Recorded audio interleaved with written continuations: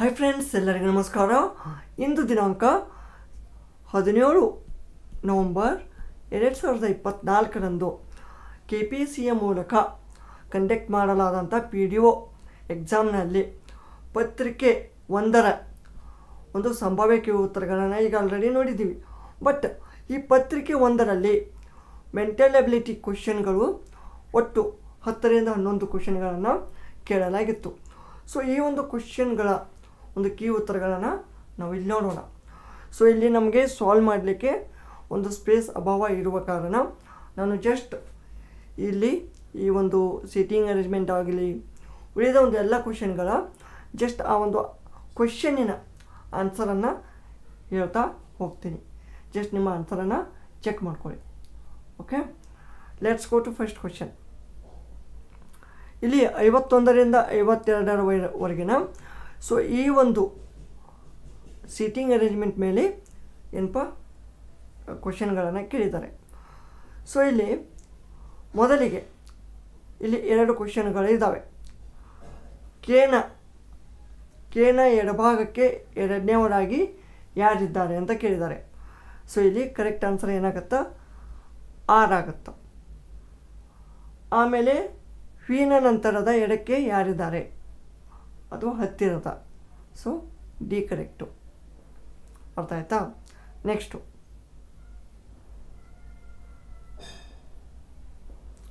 ಆಮೇಲೆ 55ನೇ ಕ್ವೆಶ್ಚನ್ ನೋಡಿ. ಇಲ್ಲಿ ಒಂದು ಗುಪ್ತ ಭಾಷೆಯಲ್ಲಿ ರೇಡಿಯೇಟನ್ನು ಈ ರೀತಿ ಕೋಡ್ ಮಾಡಿದ್ದಾರೆ. ಜೀನಿಯಸನ್ನು ಈ ಥರ ನಂಬರಿಂಗ್ ಮಾಡಿದ್ದಾರೆ.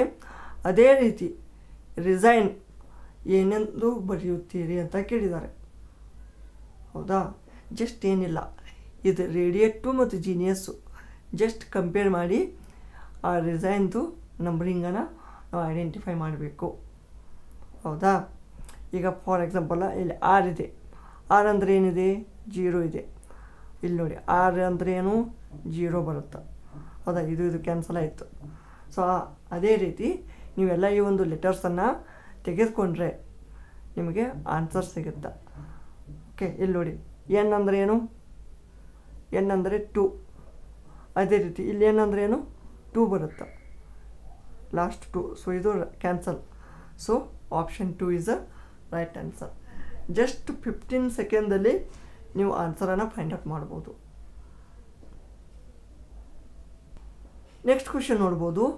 ಗಡಿಯಾರ 1ರಲ್ಲಿ 10:30 ಆದಾಗ ನಿಮಿಷದ ಮುಳ್ಳು ವಾಯುವ್ಯ ದಿಕ್ಕನ್ನು ಪ್ರತಿನಿಧಿಸಿದರೆ. ನೋಡಿ, ಈಗ ಇಲ್ಲೊಂದು ಈ ಥರ ಗಡಿಯಾರ ಇದೆ. ಈ ಗಡಿಯಾರದಲ್ಲಿ 10 ಇಲ್ಲಿ 30. ಓಕೆ, ಸೊ ಇಲ್ಲಿ 10:30 ಆದಾಗ ಏನು, ಈ ಒಂದು ನಿಮಿಷದ ಮುಳ್ಳು, ಇದು ನಿಮಿಷದ ಮುಳ್ಳು. ಓಕೆ, ಸೊ ಇದು ನಿಮಿಷದ ಮುಳ್ಳು. ಇಲ್ಲಿ ಈ ಒಂದು ಮುಳ್ಳು ವಾಯುವ್ಯ ದಿಕ್ಕನ್ನು ಪ್ರತಿನಿಧಿಸಿದರೆ ಗಂಟೆಯ ಮುಳ್ಳು ಯಾವ ದಿಕ್ಕನ್ನು ಪ್ರತಿನಿಧಿಸ್ತದ. ಹೌದಾ? ನಾವು ಜಸ್ಟ್ ಈ ಥರ ಒಂದು ಏನಪ್ಪ ಒಂದು ನಾವು ಈಸ್ಟ್ ವೆಸ್ಟ್ ಸೌತ್ ನಾರ್ತ್ ಅಂತ ಹಾಕೋಬೇಕು. ಅದೇ ರೀತಿ ನಮಗೆ ಇಲ್ಲಿ ಏನಂದಿದ್ದಾರೆ, ವಾಯುವ್ಯ ಅಂದಿದ್ದಾರೆ. ಸೊ ವಾಯುವ್ಯ ಆದರೆ ಈ ಒಂದು ಗಂಟೆಯ ಮುಳ್ಳು ಏನು ತೋರಿಸ್ತದೆ ಅಂತ ಕೇಳಿದ್ದಾರೆ. ಸೊ ನಮಗಿಲ್ಲಿ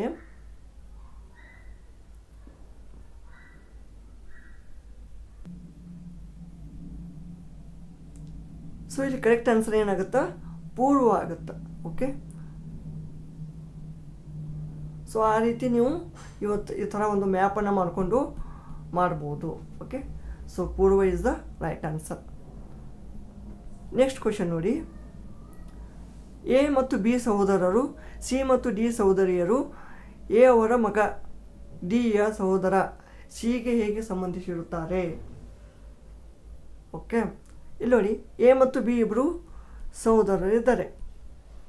ಸಿ ಮತ್ತು ಡಿ ಇಬ್ಬರು ಅಕ್ಕ ತಂಗಿಯರಿದ್ದಾರೆ, ಸಹೋದರಿಯರು. ಆಮೇಲೆ ಎ ಅವರ ಮಗ ಡಿ ಯ ಸಹೋದರ. ಹೌದಾ? ಅದಕ್ಕೆ ಇಲ್ಲಿ ಏನಾಗತ್ತಾ, ನಾನು ನಿಮಗೆ ಡೈರೆಕ್ಟಾಗಿ ಆನ್ಸರ್ ಹೇಳ್ತೀನಿ.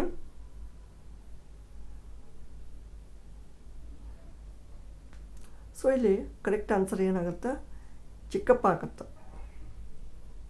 ಹೇಗೆ ಸಂಬಂಧಪಡ್ತಾರಂದ್ರೆ ಚಿಕ್ಕಪ್ಪ.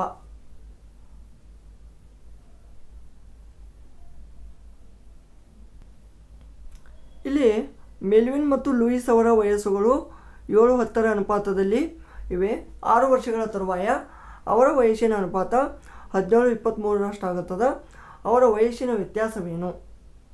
12 ವರ್ಷಗಳು. ಕರೆಕ್ಟ್. ನೆಕ್ಸ್ಟ್, ಜಾನ್ ಒಂದು ಕೆಲಸವನ್ನು 6 ಗಂಟೆಗಳಲ್ಲಿ, ಓಕೆ, ಈಗ ಜಾನ್ 6 ಗಂಟೆಗಳಲ್ಲಿ, ಸಾರಾ 12 ಗಂಟೆಗಳಲ್ಲಿ ಪೂರ್ಣಗೊಳಿಸಿದರೆ ಆ ಕೆಲಸವನ್ನು ಒಟ್ಟಿಗೆ ಸೇರಿ ಪೂರ್ಣಗೊಳಿಸಲು ಅವರು ಎಷ್ಟು ಸಮಯವನ್ನು ತೆಗೆದುಕೊಳ್ತಾರೆ? ಸೊ ಇದರ ಒಂದು LCM 12 ಆಗುತ್ತೆ. 6 2 12 1 12 1 2 1 ಇವೆರಡು ಕೂಡಿ ಎಷ್ಟಾಗುತ್ತವೆ? 3 ಆಗ್ತವೆ. ಓಕೆ, ಸೊ ಈ 3ಅನ್ನು ಈ 12ಗೆ ಡಿವೈಡ್ ಮಾಡಿದ್ರೆ 12/3 ಮಾಡಿದ್ರೆ 4 ಬರುತ್ತೆ. ಸೊ ಆದ್ದರಿಂದ ಆನ್ಸರ್ 4 ಗಂಟೆಗಳು. ಅರ್ಥ ಆಯ್ತಾ? ನೆಕ್ಸ್ಟ್ 73ನೇ ಕ್ವಶನ್ನು.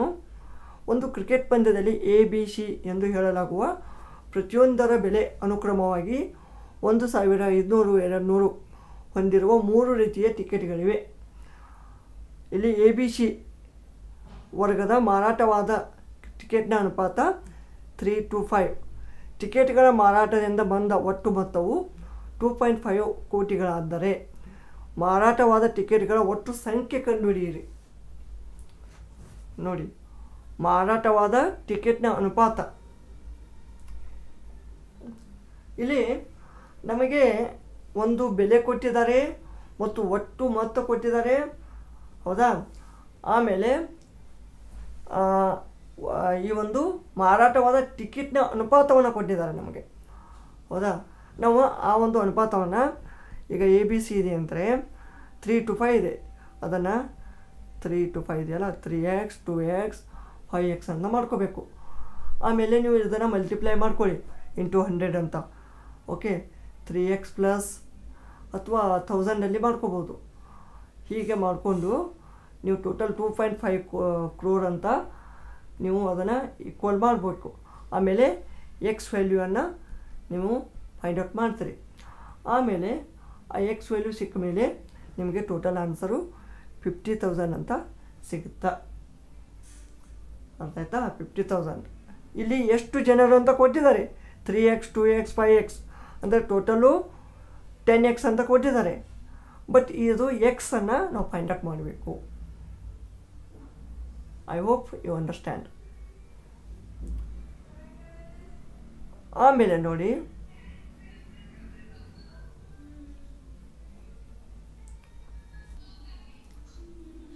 ನೆಕ್ಸ್ಟ್ ಇಲ್ಲಿ ಒಬ್ಬ ಮನುಷ್ಯ 74ನೇ ಕ್ವಶನು. ಪಿ ಸ್ಥಳದಿಂದ ಆರಂಭಿಸಿ 7 ಗಂಟೆಗಳಲ್ಲಿ ಕ್ಯೂವನ್ನು ತಲುಪ್ತಾನೆ. ಅವನು 10 ಕಿಲೋಮೀಟರ್ನಂತೆ 1/4 ದೂರವನ್ನು ಮತ್ತು ಗಂಟೆಗೆ 12 ಕಿಲೋಮೀಟರ್ನಂತೆ ಉಳಿದ ದೂರವನ್ನು ಪ್ರಯಾಣಿಸಿದ್ದಾನೆ. ಹಾಗಾದರೆ ಈ ಪಿ ಮತ್ತು ಕ್ಯೂ ನಡುವಿನ ಒಂದು ಡಿಸ್ಟೆನ್ಸ್ ಸೆಟ್ ಅಂತ ಫೈಂಡ್ ಮಾಡಿದ್ದಾರೆ. ಏನಿಲ್ಲ, ಸಿಂಪಲ್ ಇರುತ್ತಾ, time equal to distance by speed or speed equal to distance by time. ಈ ಒಂದು ಫಾರ್ಮುಲಾ ಮುಖಾಂತರ ನೀವು ಇದನ್ನು ಸಾಲ್ವ್ ಮಾಡ್ಬೋದು. ಓಕೆ, ಸೊ ಇಲ್ಲಿ ನೋಡಿ, ಈ ನಮಗೆ ಪಿ ಮತ್ತು ಕ್ಯೂನ ನಡುವಿನ ಅಂತರ, ಇಲ್ಲಿ ಕರೆಕ್ಟ್ ಆನ್ಸರ್ ಏನು ಬರುತ್ತಾ? 80 kilometre. Option 3 is the right. 80 kilometre.